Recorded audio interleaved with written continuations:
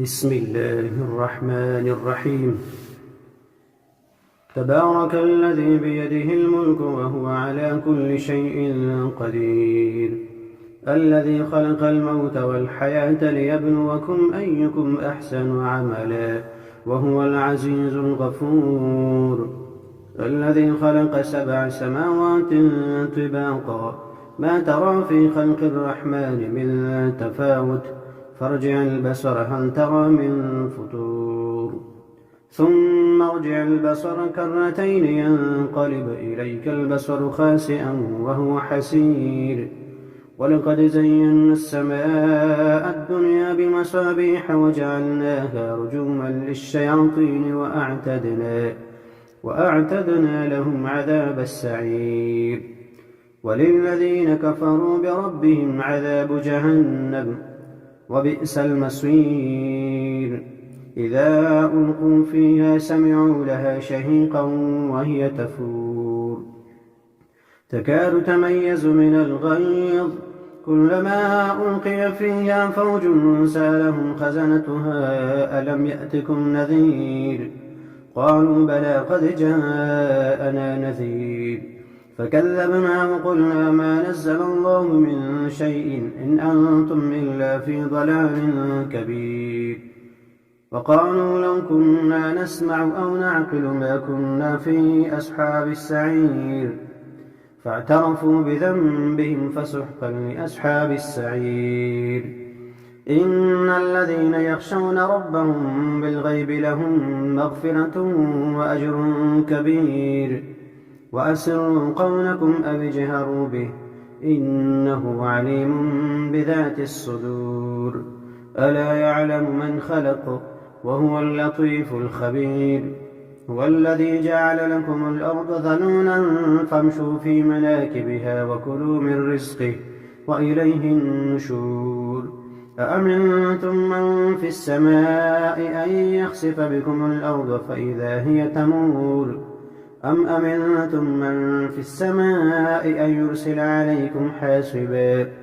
فستعلمون كيف نذير. ولقد كذب الذين من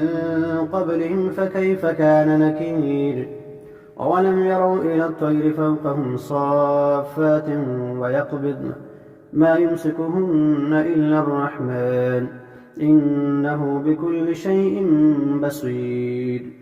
أمن هذا الذي هو جند لكم ينصركم من دون الرحمن إن الكافرون إلا في غرور. أمن هذا الذي يرزقكم إن أمسك رزقه بل لجوا في عتو ونفور. أفمن يمشي مكبا على وجهه أهدى أم من يمشي سويا على صراط مستقيم. قل هو الذي أنشأكم وجعل لكم السمع والأبصار والأفئدة قليلا ما تشكرون. قل هو الذي ذرأكم في الأرض وإليه تحشرون. ويقولون متى هذا الوعد إن كنتم صادقين. قل إنما العلم عند الله وإنما أنا نذير مبين. فلما رأوه زلفة سيئت وجوه الذين كفروا وقيل هذا الذي كنتم به تدعون. قل أرأيتم إن أهلكني الله ومن معي أو رحمنا فمن يجير الكافرين من عذاب أليم. قل هو الرحمن آمنا به وعليه توكلنا فستعلمون من هو في ضلال مبين. قل أرأيتم إن أصبح ماؤكم غورا فمن يأتيكم بماء معين. بسم الله الرحمن الرحيم. إذا وقعت الواقعة ليس لوقعتها كاذبة خافضة رافعة. إذا رجت الأرض رجا وبست الجبال بسا فكانت هباء منبثا وكنتم أزواجا ثلاثة فأصحاب الميمنة ما أصحاب الميمنة وأصحاب المشأمة ما أصحاب المشأمة والسابقون السابقون أولئك المقربون في جنات النعيم ثلة من الأولين وقليل من الآخرين على سرر موضونة متكئين عليها متقابلين يطوف عليهم ولدان مخلدون بأكواب وأباريق وكأس من معين لا يصدعون عنها ولا ينزفون وفاكهة مما يتخيرون ولحم طير مما يشتهون وحور عين كأمثال اللؤلؤ المكنون جزاء بما كانوا يعملون لا يسمعون فيها لغوا ولا تأثيما إلا قيلا سلاما سلاما وأصحاب اليمين ما أصحاب اليمين في سدر مخضود وطلح منضود وظل ممدود وماء مسكوب وفاكهة كثيرة لا مقطوعة ولا ممنوعة وفرش مرفوعة إنا أنشأناهن إن شاء فجعلناهن أبكارا عربا أترابا لأصحاب اليمين ثلة من الأولين وثلة من الآخرين وأصحاب الشمال ما أصحاب الشمال في سموم وحميم وظل من يحموم لا بارد ولا كريم إنهم كانوا قبل ذلك مترفين وكانوا يصرون على الحنث العظيم وكانوا يقولون أئذا متنا وكنا ترابا وعظاما أئنا لمبعوثون أوآباؤنا الأولون قل إن الأولين والآخرين لمجموعون إلى ميقات يوم معلوم ثم إنكم أيها الضالون المكذبون لآكلون من شجر من زقوم فمالئون منها البطون فشاربون عليه من الحميم فشاربون شرب الهيم هذا نزلهم يوم الدين نحن خلقناكم فلولا تصدقون أفرأيتم ما تمنون أأنتم تخلقونه أم نحن الخالقون نحن قدرنا بينكم الموت وما نحن بمسبوقين على أن نبدل أمثالكم وننشئكم فيما لا تعلمون ولقد علمتم النشأة الأولى فلولا تذكرون أفرأيتم ما تحرثون أأنتم تزرعونه أم نحن الزارعون لو نشاء لجعلناه حطاما فظلتم تفكهون إنا لمغرمون بل نحن محرومون أفرأيتم الماء الذي تشربون أأنتم أنزلتموه من المزن أم نحن المنزلون لو نشاء جعلناه أجاجا فلولا تشكرون أفرأيتم النار التي تورون أأنتم أنشأتم شجرتها أم نحن المنشئون نحن جعلناها تذكرة ومتاعا للمقوين فسبح باسم ربك العظيم. فلا أقسم بمواقع النجوم وإنه لقسم لو تعلمون عظيم. إنه لقرآن كريم في كتاب مكنون لا يمسه إلا المطهرون تنزيل من رب العالمين. أفبهذا الحديث أنتم مدهنون وتجعلون رزقكم أنكم تكذبون. فلولا إذا بلغت الحلقوم وأنتم حينئذ تنظرون ونحن أقرب إليه منكم ولكن لا تبصرون. فلولا إن كنتم غير مدينين ترجعونها إن كنتم صادقين. فأما إن كان من المقربين فروح وريحان وجنة نعيم. وأما إن كان من أصحاب اليمين فسلام لك من أصحاب اليمين. وأما إن كان من المكذبين الضالين فنزل من حميم وتصلية جحيم. إن هذا لهو حق اليقين. فسبح باسم ربك العظيم.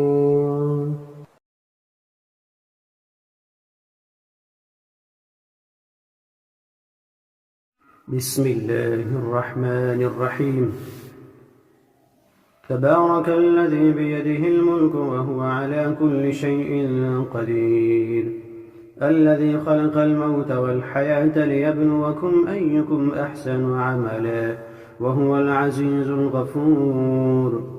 الذي خلق 7 سماوات طباقا ما ترى في خلق الرحمن من تفاوت فارجع البصر هل ترى من فطور ثم ارجع البصر كرتين ينقلب إليك البصر خاسئا وهو حسير. ولقد زينا السماء الدنيا بمصابيح وجعلناها رجوما للشياطين وأعتدنا لهم عذاب السعير. وللذين كفروا بربهم عذاب جهنم وبئس المصير. إذا ألقوا فيها سمعوا لها شهيقا وهي تفور تكاد تميز من الغيظ كلما ألقي فيها فوج سألهم خزنتها ألم يأتكم نذير قالوا بلى قد جاءنا نذير فكذبنا وقلنا ما نزل الله من شيء إن أنتم إلا في ضلال كبير. وقالوا لو كنا نسمع أو نعقل ما كنا في أصحاب السعير فاعترفوا بذنبهم فسحقا لأصحاب السعير. إن الذين يخشون ربهم بالغيب لهم مغفرة وأجر كبير. وأسروا قولكم أو اجهروا به إنه عليم بذات الصدور. ألا يعلم من خلق وهو اللطيف الخبير. هو الذي جعل لكم الأرض ذلولا فامشوا في مناكبها وكلوا من رزقه وإليه النشور. أأمنتم من في السماء أن يخسف بكم الأرض فإذا هي تمور أم أمنتم من في السماء أن يرسل عليكم حاصبا فستعلمون كيف نذير. ولقد كذب الذين من قبلهم فكيف كان نكير. أولم يروا إلى الطير فوقهم صافات ويقبضن ما يمسكهن إلا الرحمن إنه بكل شيء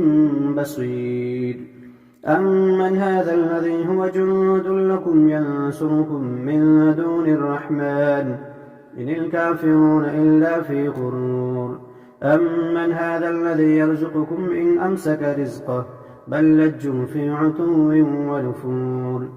أفمن يمشي مكبا على وجهه أهدى أمن يمشي سويا على صراط مستقيم قل هو الذي أنشأكم وجعل لكم السمع والأبصار والأفئدة قليلا ما تشكرون قل هو الذي ذرأكم في الأرض وإليه تحشرون ويقولون متى هذا الوعد إن كنتم صادقين قل إنما العلم عند الله وإنما أنا نذير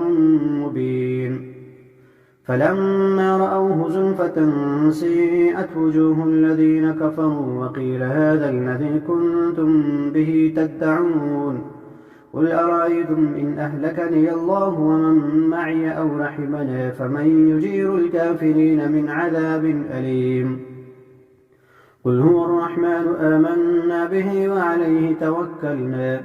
فستعلمون من هو في ضلال مبين قل أرأيتم إن أصبح ماؤكم غورا فمن يأتيكم بماء معين بسم الله الرحمن الرحيم الرحمن علم القرآن خلق الإنسان علمه البيان الشمس والقمر بحسبان والنجم والشجر يسجدان والسماء رفعها ووضع الميزان ألا تطغوا في الميزان وأقيموا الوزن بالقسط ولا تخسروا الميزان والأرض وضعها للأنام فيها فاكهة والنخل ذات الأكمام والحب ذو العصف والريحان فبأي آلاء ربكما تكذبان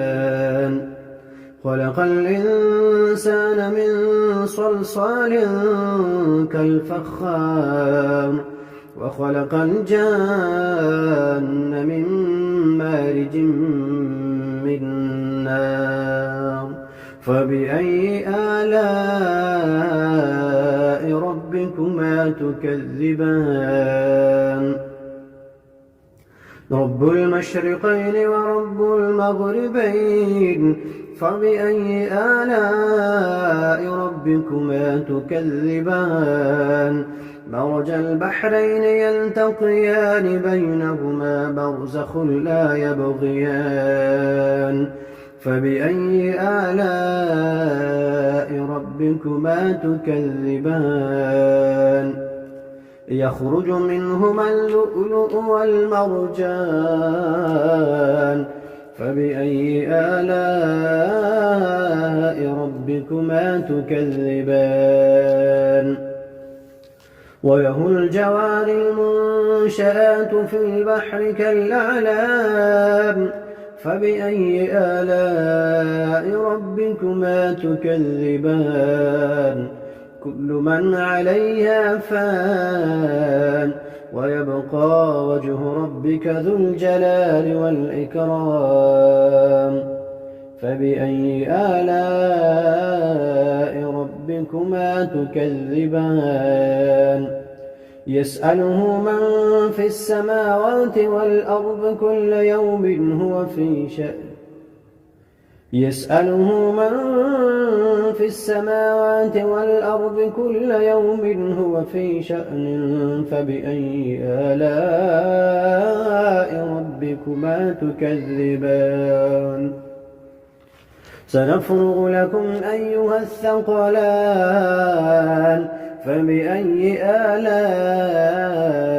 ربكما تكذبان يا معشر الجن والإنس إن استطعتم أن تنفذوا من أقطار السماوات والأرض فانفذوا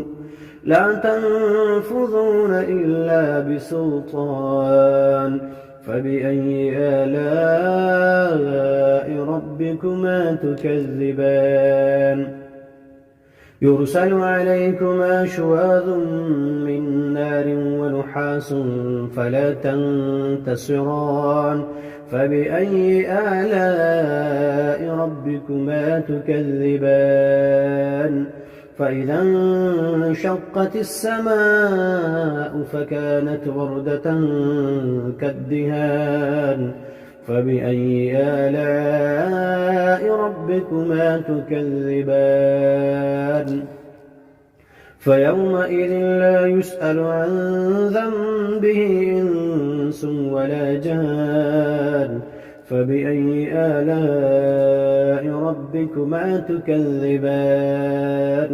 يعرف المجرمون بسيماهم فيؤخذ بالنواصي والأقدام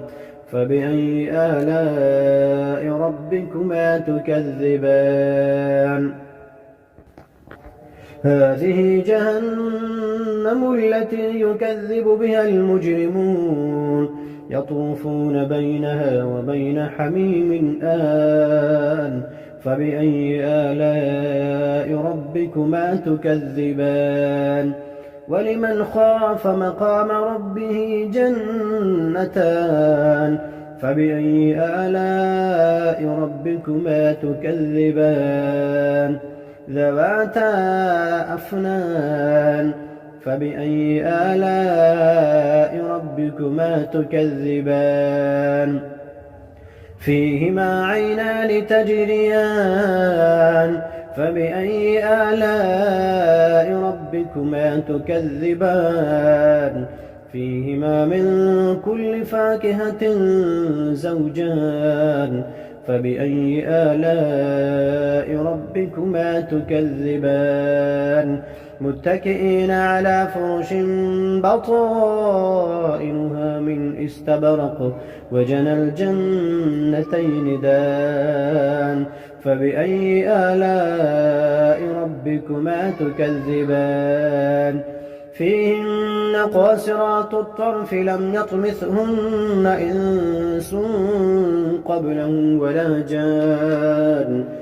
فبأي آلاء ربكما تكذبان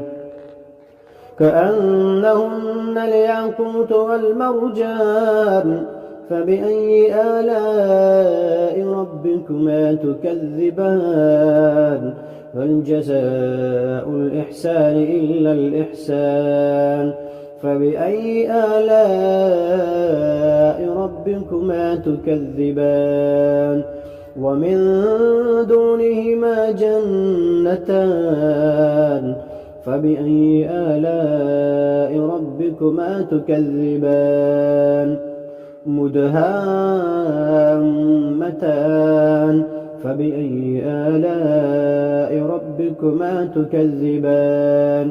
فيهما عينان نضاختان فبأي آلاء ربكما تكذبان فيهما فاكهة ونخل ورمان فبأي آلاء ربكما تكذبان فيهن خيرات حسان فبأي آلاء ربكما تكذبان حور مقصورات في الخيام فبأي آلاء ربكما تكذبان لم يطمثهن إنس قبلهم ولا جان فبأي آلاء ربكما تكذبان متكئين على رفرف خضر وعبقري حسان فبأي آلاء ربكما تكذبان تبارك اسم ربك ذي الجلال والإكرام بسم الله الرحمن الرحيم ياسين والقرآن الحكيم إنك لمن المرسلين على صراط مستقيم تنزيل العزيز الرحيم لتنذر قوما ما أنذر آباؤهم فهم غافلون لقد حق القول على أكثرهم فهم لا يؤمنون إنا جعلنا في أعناقهم أغلالا فهي إلى الأذقان فهم مقمحون وجعلنا من بين أيديهم سدا ومن خلفهم سدا فأغشيناهم فهم لا يبصرون وسواء عليهم أأنذرتهم أم لم تنذرهم لا يؤمنون إنما تنذر من اتبع الذكر وخشي الرحمن بالغيب فبشره بمغفرة وأجر كريم إنا نحن نحيي الموتى ونكتب ما قدموا وآثارهم وكل شيء أحصيناه في إمام مبين واضرب لهم مثلا أصحاب القرية إذ جاءها المرسلون إذ أرسلنا إليهم 2 فكذبوهما فعززنا بثالث فقالوا إنا إليكم مرسلون قالوا ما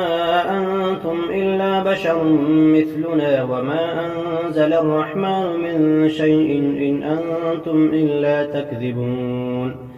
قالوا ربنا يعلم إنا إليكم لمرسلون وما علينا إلا البلاغ المبين قالوا إنا تطيرنا بكم لئن لم تنتهوا لنرجمنكم وليمسنكم منا عذاب أليم قالوا طائركم معكم أئن ذكرتم بل أنتم قوم مسرفون وجاء من أقصى المدينة رجل يسعى قال يا قوم اتبعوا المرسلين اتبعوا من لا يسألكم أجرا وهم مهتدون وما لي لا أعبد الذي فطرني وإليه ترجعون أأتخذ من دونه آلهة إن يردني الرحمن بضر لا تغن عني شفاعتهم شيئا ولا ينقذون إني إذا لفي ضلال مبين إني آمنت بربكم فاسمعون قيل ادخل الجنة قال يا ليت قومي يعلمون بما غفر لي ربي وجعلني من المكرمين وما أنزلنا على قومه من بعده من جند من السماء وما كنا منزلين إن كانت إلا صيحة واحدة فإذا هم خامدون يا حسرة على العباد ما يأتيهم من رسول إلا كانوا به يستهزئون ألم يروا كم أهلكنا قبلهم من القرون أنهم إليهم لا يرجعون وإن كل لما جميع لدينا محضرون وآية لهم الأرض الميتة أحييناها وأخرجنا منها حبا فمنه يأكلون وجعلنا فيها جنات من نخيل وأعناب وفجرنا فيها من العيون ليأكلوا من ثمره وما عملته أيديهم أفلا يشكرون سبحان الذي خلق الأزواج كلها مما تنبت الأرض ومن أنفسهم ومما لا يعلمون وآية لهم الليل نسلخ منه النهار فإذا هم مظلمون والشمس تجري لمستقر لها ذلك تقدير العزيز العليم والقمر قدرناه منازل حتى عاد كالعرجون القديم لا الشمس ينبغي لها أن تدرك القمر ولا الليل سابق النهار وكل في فلك يسبحون وآية لهم أنا حملنا ذريتهم في الفلك المشحون وخلقنا لهم من مثله ما يركبون وإن نشأ نغرقهم فلا صريخ لهم ولا هم ينقذون إلا رحمة منا ومتاعا إلى حين وإذا قيل لهم اتقوا ما بين أيديكم وما خلفكم لعلكم ترحمون وما تأتيهم من آية من آيات ربهم إلا كانوا عنها معرضين وإذا قيل لهم أنفقوا مما رزقكم الله قال الذين كفروا للذين آمنوا أنطعم من لم يشاء الله أطعمه إن أنتم إلا في ضلال مبين ويقولون متى هذا الوعد إن كنتم صادقين ما ينظرون إلا صيحة واحدة تأخذهم فهم يخصمون فلا يستطيعون توصية ولا إلى أهلهم يرجعون ونفخ في الصور فإذا هم من الأجداث إلى ربهم ينسلون قالوا يا ويلنا من بعثنا من مرقدنا هذا ما وعد الرحمن وصدق المرسلون إن كانت إلا صيحة واحدة فإذا هم جميع لدينا محضرون فاليوم لا تظلم نفس شيئا ولا تجزون إلا ما كنتم تعملون إن أصحاب الجنة اليوم في شغل فاكهون هم وأزواجهم في ظلال على الأرائك متكئون لهم فيها فاكهة ولهم ما يدعون سلام قولا من رب رحيم وامتازوا اليوم أيها المجرمون ألم أعهد إليكم يا بني آدم ألا تعبدوا الشيطان إنه لكم عدو